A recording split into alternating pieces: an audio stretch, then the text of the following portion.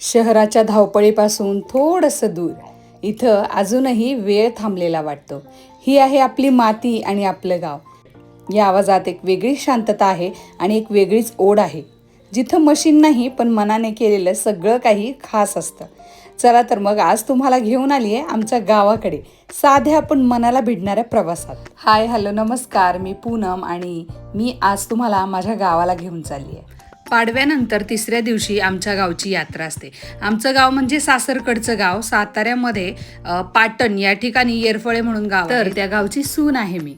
आणि आज आम्ही निघालोय गावाला, पण प्रॉब्लेम असा झालाय, काल रात्री अचानक यांच्या एका मित्राचं निधन झालं आणि मग त्यानंतर ते तिकडं गेले आणि काल भरपूर वेळ गेल्यामुळे काल काही अंतिम संस्कार झाले नाहीत. तर आज पुढची सगळी प्रोसेस करायला ते लोक गेलेले आहेत आणि रात्री 12:30-1 वाजता ते घरी आले. त्यामुळे आपसुकच उठायला सुद्धा उशीर झाला. इतकी घाई रात्री 12 वाजता मेसेज आलाय शर्वीच्या स्कूलमधून आणि आम्ही आता शर्वीच्या स्कूलमध्ये चाललोय. तिचं रिपोर्ट कार्ड डे आहे आज आणि माहीतच नव्हतं. रात्री 12 वाजता मेसेज आला स्कूलकडून आणि आता गावाला जायचंय आम्हाला. ते आत्ताच आलेत, आंघोळीला गेलेत ते आणि आम्ही तोपर्यंत म्हटलो जाऊन येऊ. तर आम्ही तिघीजणी चाललोय. बघा शरू ही सावी. दुपारचे 12 वाजत आले, त्यामुळे भरपूर ऊन आहे आणि अगदी थोडंसं चाललं तरी त्या उन्हामुळे इतका थकवा येतोय. आणि तिचं रिपोर्ट कार्ड घेतलं, बोनाफाईड घेतलं, तिचे पुढचे डॉक्युमेंट्स घेतले आणि आता परत घरी डॉक्युमेंट घेतलेले आहेत शर्वीचे आणि आता आम्ही चाललेलो आहे. आवरून तर झालंय, बघूयात आता त्यांचं आवरलंय का नाही.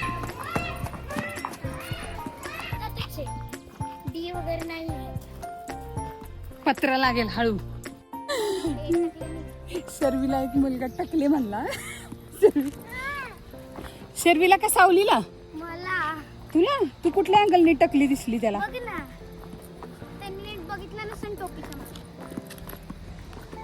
बाळाचं आमच्या बोनाफाईड घेतलेलं आहे आणि आता बाळाच्या आमच्या ऍडमिशन करायचंय सावलीच्या स्कूलमध्ये. सेम शाळेत दोघींना घातलं म्हणजे मग टेन्शन नाही. अजून तर निघालो पण नाहीये, तोपर्यंत ह्यांची बघा झोपायची तयारी. किती बॅगा भरलेत मागं.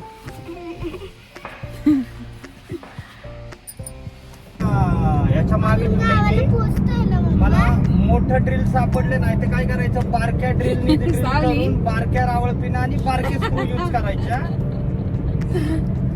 आत्ताशी निघालोय आम्ही. कात्रजचा हा नवीन बोगदा पार केल्याशिवाय गावाला चाललोय असं कधीच वाटत नाही आणि घरापासून खूप जवळ आहे हा बोगदा आमच्या. सो फायनली आम्ही बोगदा पार करून पुढे एका ठिकाणी जेवणासाठी थांबलेलो आहोत आणि तिथे मिसळ ट्राय केली. मिसळ शक्यतो आम्ही कधी खात नाही बरं का, पण तिथे मिसळच मिळत होती, दुसरं काहीच नव्हतं आणि पुढे दुसरीकडे थांबायचं तर खूप भूक लागली होती. मग फायनली आधी एक घेतली थाळी मिसळची, ती चांगली वाटते का बघितली आणि मग दुसरी थाळी घेतली.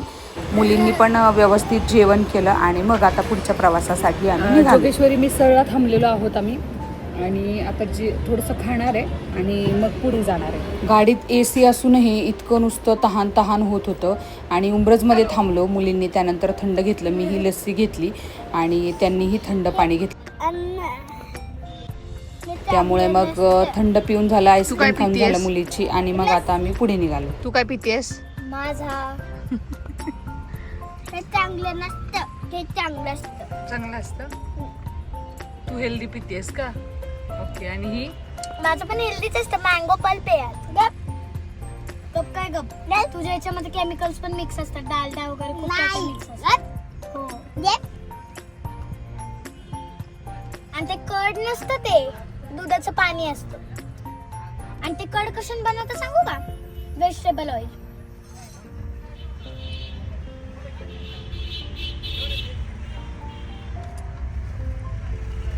जे कोण लोग पहले बोलते वो खुद ही होते. बघा कसे जिपऱ्या सोडले ते माझे. बघा मी चांगले बांधले तसे मागं.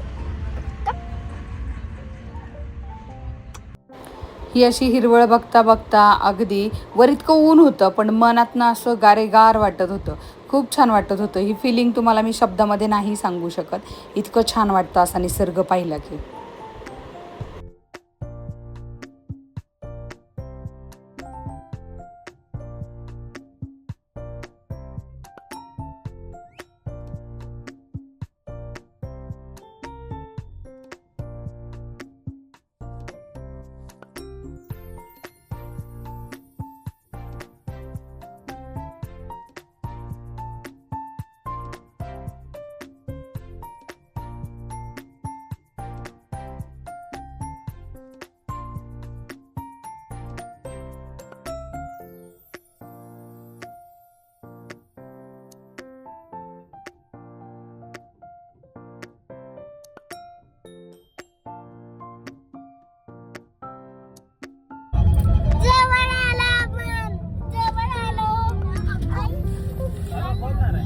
शक्यतो इतका लांबचा प्रवास आम्ही असा कधी करत नाही ना, त्यामुळे शर्वीचं 50 वेळा विचारून झालं होतं, मम्मा आलं का, मम्मा आलं का. आणि आता फायनली ती म्हणत होती की जवळ आलं आहे गाव, आता जवळ आलं आहे. आता तिला गावाला जायची, घरात उतरायची आणि खेळायची इतकी घाई झाली होती की बस. फायनली येरफळच्या रस्त्याला वळलो आम्ही आणि थोडंसं फ्रेश झालो, कारण 4-5 तासाच्या प्रवासानंतर पोरींची आणि माझी अवस्था बघण्यासारखी झाली होती. फायनली आम्ही घरात पोहोचलो आणि या छोट्या सासूबाई, मोठ्या सासूबाई या त्यांच्या आत्या आहेत दोघी. आणि इकडे देवघर आहे, ही मधली पडवी आहे, या सगळ्या माझ्या नंदा आहे. असं सगळा गोतावळा जमला होता आणि आम्ही खूप मजा मस्ती करायला सुरुवात झाली होती. आणि खूप भारी वाटतं असं सगळे एकत्र आले की.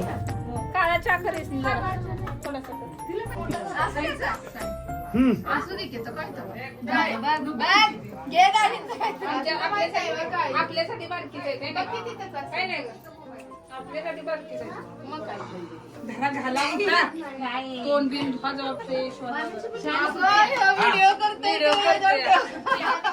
दादा आम्हाला सांग तरी जरा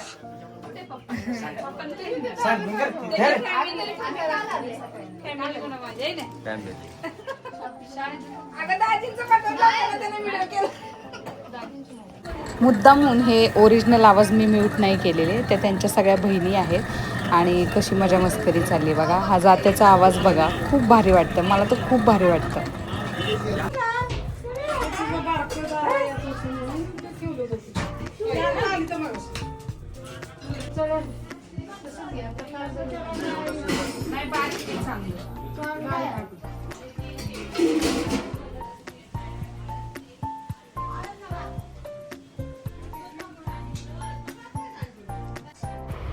ही घराची सगळी मागची बाजू आहे, जिथं खूप सारी झाडं आहेत. हे आत्यांनी मगाशी जातेवरती भरडलेले उडीद आहे आणि याचं घुटं खूप भारी लागतं.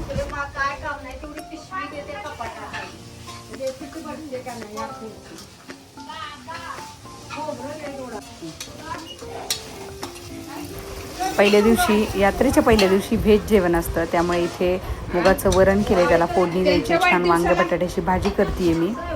तर असा सगळा बेत चालू आहे. अजून चपात्या करायच्या बाकी आहेत, भात एकीकडे शिजायला ठेवलेला आहे.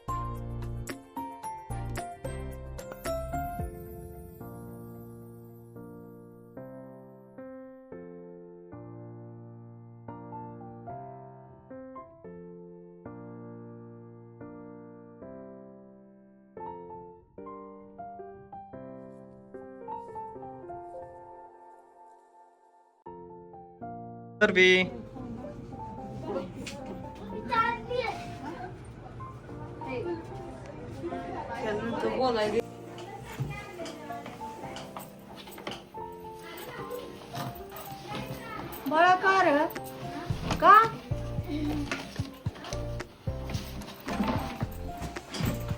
पोळी तिथीच काढू जरा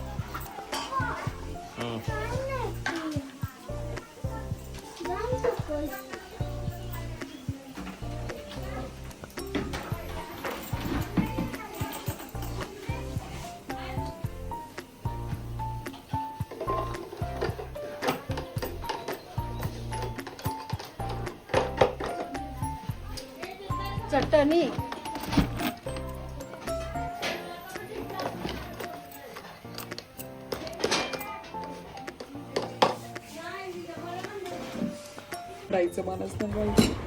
मस्त अशी लपथपीत वांग्याची भाजी इकडं बनवून झालेली आहे आणि दुसरीकडं वरणाला पण फोडणी देऊन झालेली आहे.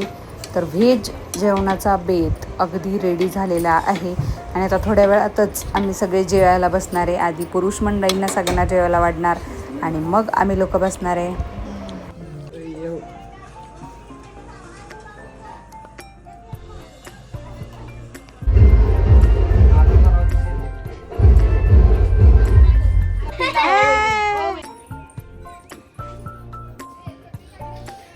ट्रॅक्टर नाही होती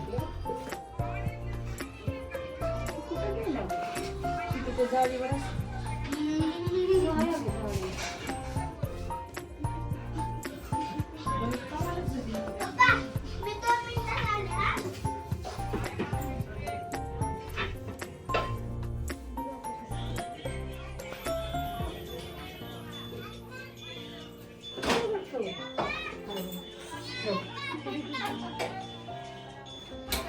चपात्या करून झालेल्या आहेत, अर्धे निम्मे लोक जेवायला सुद्धा बसलीत. आता मी इथे भाकरी करतेय. येस. मीठ कसं कमी आहे ओ वरण. आता थोड्या वेळातच पालखी येईल. बँड जो खाली सगळा बँड वगैरे चालू आहे, वाजते मोठे मोठ्याने. तर आता 1:30-2 वाजेपर्यंत तरी पालखी येण्याची अपेक्षा आहे. त्यानंतर मग सगळे पाया वगैरे पडतात, हळदी कुंकू पाणी वगैरे वाहून सगळं. आणि मग आम्हाला वर मंदिरात सुद्धा जायचं आहे. तर फायनली पालखी आलेली आहे आणि खूप सारं बँड वाजतंय, ढोल ताशे पथक वेगवेगळ्या बँड्स आहेत इथं आणि खूप लोक नाचत आहेत आणि खूप जोरजोरात आवाज येत होता. खूप फटाके फोडले आम्ही सुद्धा.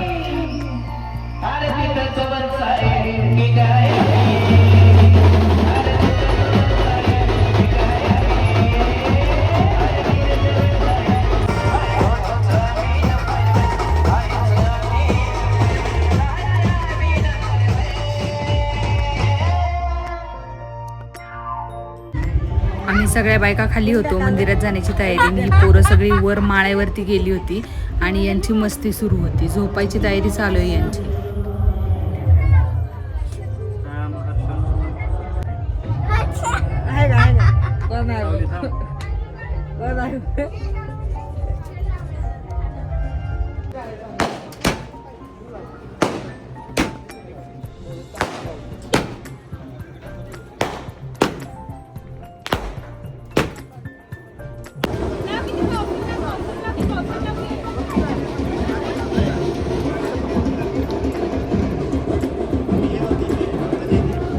आम्ही सुद्धा खूप फटाके फोडले. हे जे बॉक्स लावलाय ना रोहितनी, तर ते खाली असं सपाट करून ठेवलं नव्हतं. इकडं शेजारी पण लावलं होतं. तर ते एक वर गेलं ना त्यातला फटाका, तर ते पडलं खाली आणि सगळे फटाके घरात. आम्ही सगळे पळून गेलो आतमध्ये. तुम्ही आता इथे व्हिडिओत पण थोडंसं कॅप्चर झालंय बरं का. ते असं आडवं पडलं आणि सगळे त्याचे जे बार आहेत ना ते सगळे घरात शिरले. एका उशीला पण आग लागली होती छोट्या. तर आणि माझ्या नंदेच्या पण थोडंसं साडीला हे झालं. तर फटाके फोडताना जराशी काळजी घ्या.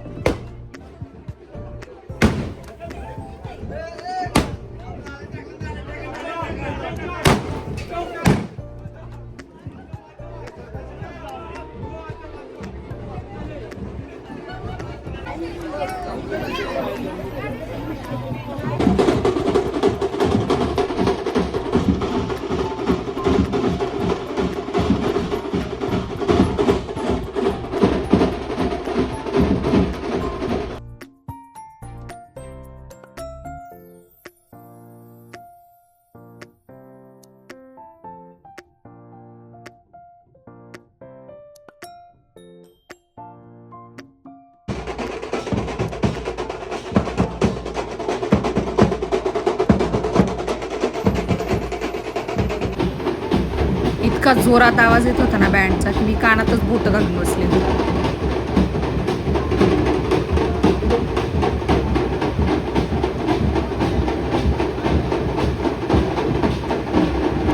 फायनली ज्याची सगळे वाट बघत होते, तर पालखी आलेली आहे आमच्या दारामध्ये. आणि मग आम्ही बायकांनी पटापट सगळ्यांनी पाय धुवून घेतले, पाया पडून घेतल्या, हळदी कुंकू वाहून घेतले आणि मनोभावे प्रार्थना केली की आमच्या सगळ्यांवर तुझी कृपा अशीच राहू दे.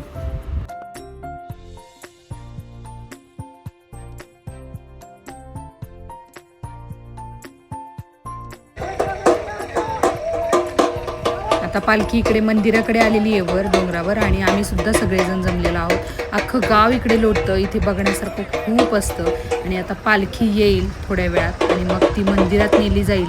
त्यानंतर सगळं काय पुढचं असतं ते सगळं केलं जातं. मग मंदिर हलतं, बरंच काय काय असतं. तर इथे बरंच मला सांगता पण नाही येणार तुम्हाला. ही काठी पण चाललेत घेऊन आणि मग मंदिर हल्ल्यानंतर पालखी बाहेर आणतात पळवत आणि मगच सगळ्यांसाठी मंदिर खुलं होतं.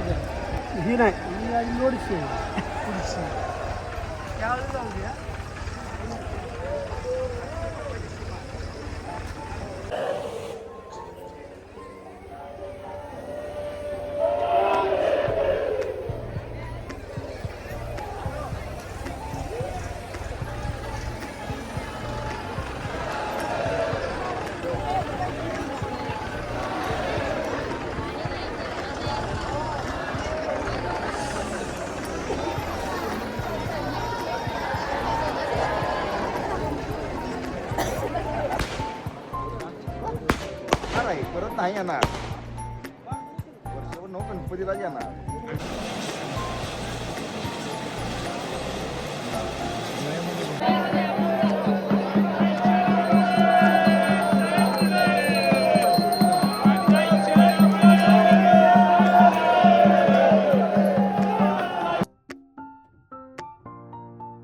आता मंदिर दर्शनासाठी खुलं झालंय ना. आता खूप गर्दी झाली आहे. तर आम्ही आता पटकन दर्शन करून घेतो आणि पुन्हा घरी जातो. 3:30 वाजत आलेले आहेत. अवतार बघा गुलालानी कसा झालाय. आता आम्ही सगळे घरी चाललो आहे. भेटूयात उद्याच्या ब्लॉगमध्ये. Bye bye. Thanks for watching.